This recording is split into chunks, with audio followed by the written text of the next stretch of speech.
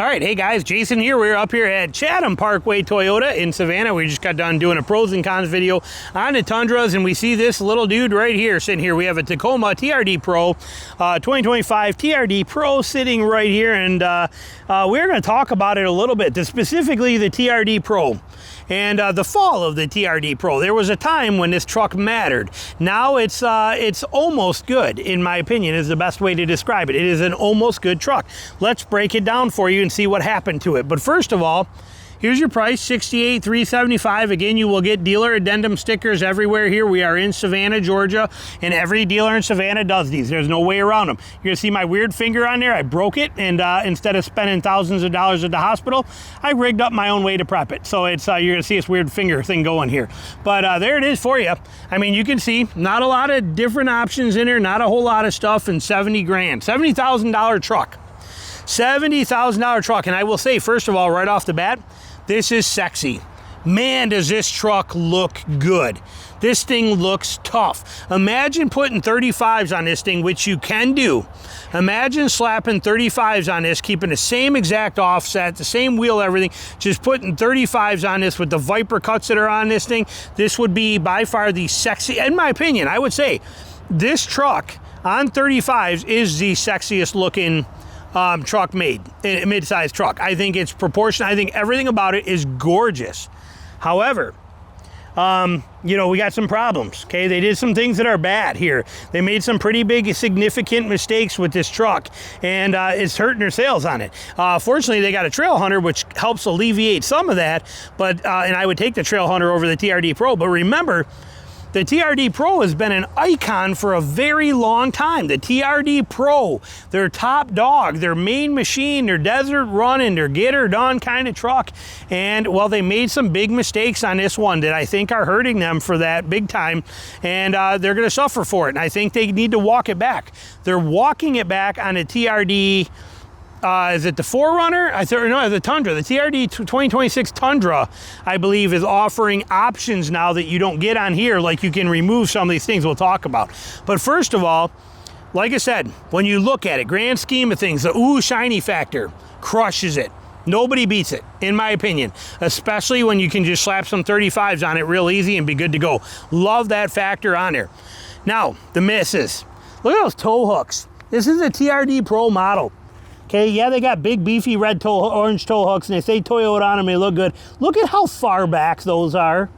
Look at how far back they have these stuffed in here. I mean, how ridiculous is that?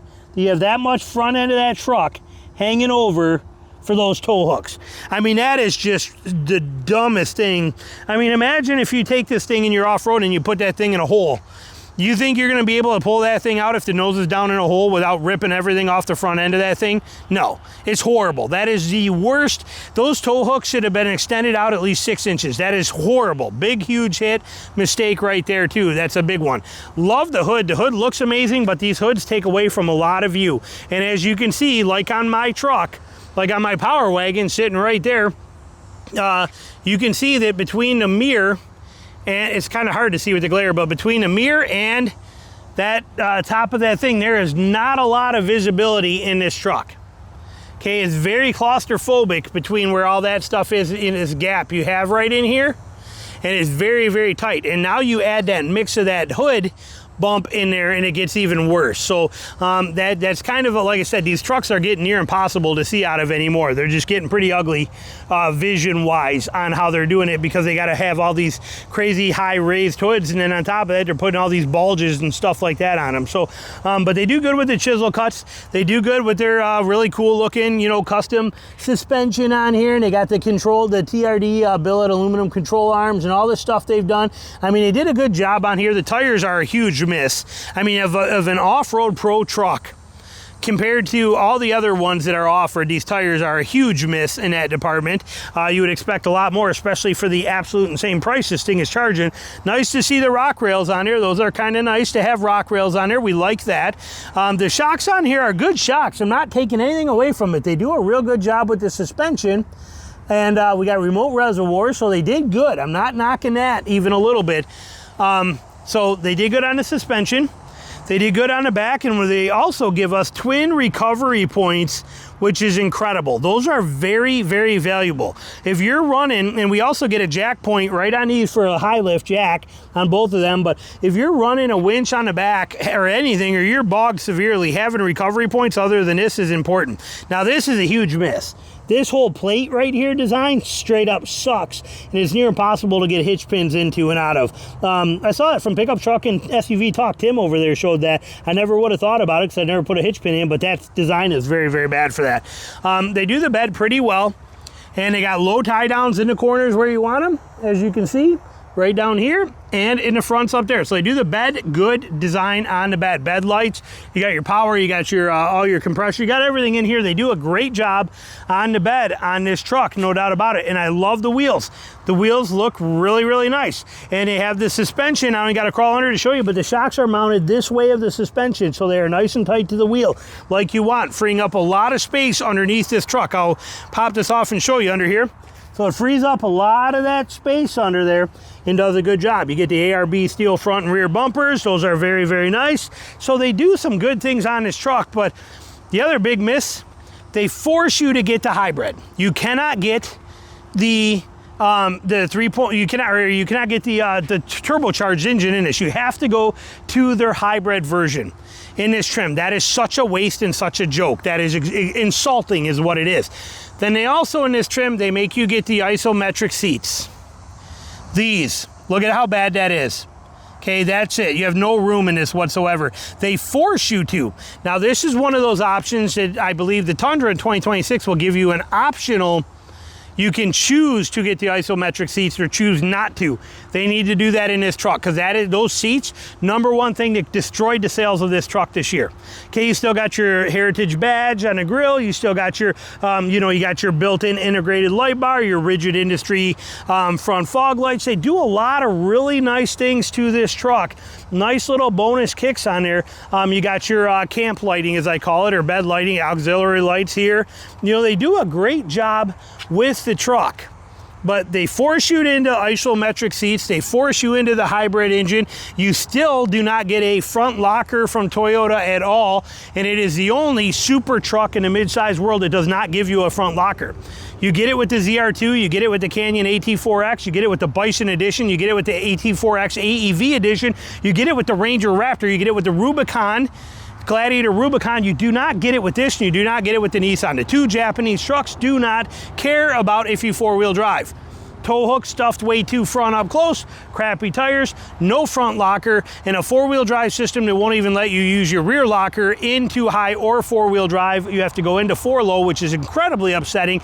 Very, very disappointing on a four-wheel drive system, and the four-wheel drive system is exhausting to deal with in waiting for blinking lights and things to engage on here for you. So it is kind of upsetting how they work it. They got some work to do. Okay, yes, one of the best looking trucks made. Yes, a great truck. Yes, a lot of things going in the right direction. Almost good. It's almost what it should be. Now you take the last gen. The last gen had a bulletproof motor in a TRD Pro or any Tacoma TRD Off-Road, but the TRD Pro, specific colors, neat little features, Heritage grille, not a huge price difference, $8,000 difference. You had that amazing suspension, a little bigger lift. You had all the bells and whistles, but you had the bulletproof reliability, you had the good designs, and it was okay because of how old that style was to only have a rear locker and to deal with the rear locker engagement and all that kind of crap. This is a new gen, a brand new gen. It's only a year old. This new Tacoma. They are going to be way behind the times. They already are. Like I said, if you think I would pick this over a Bison Edition, over a Ranger Raptor, over an AEV Edition, even a standard ZR2, I mean, again, look at the price of this. No offense to it, but if you gave me a choice to take this for $68,000 or to take my wife's ZR2 Colorado for $46,000, I'm taking that Colorado all day long, all day long.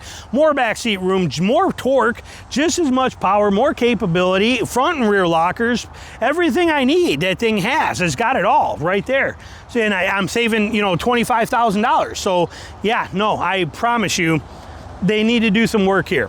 They got to do some work on this to get it back. And like I said, the isometric seats, not a fan. I do, however, really like the race stripe you get in the steering wheel like you get on a Ranger too. See the race stripe, orange mark on the steering wheel? You can see it right there.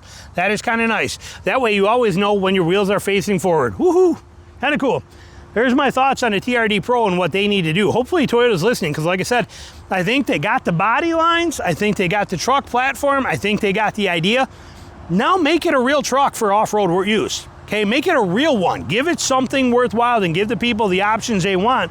Your sales will probably do better, and lower the price by quite a bit, because your competition crushes you in every possible way.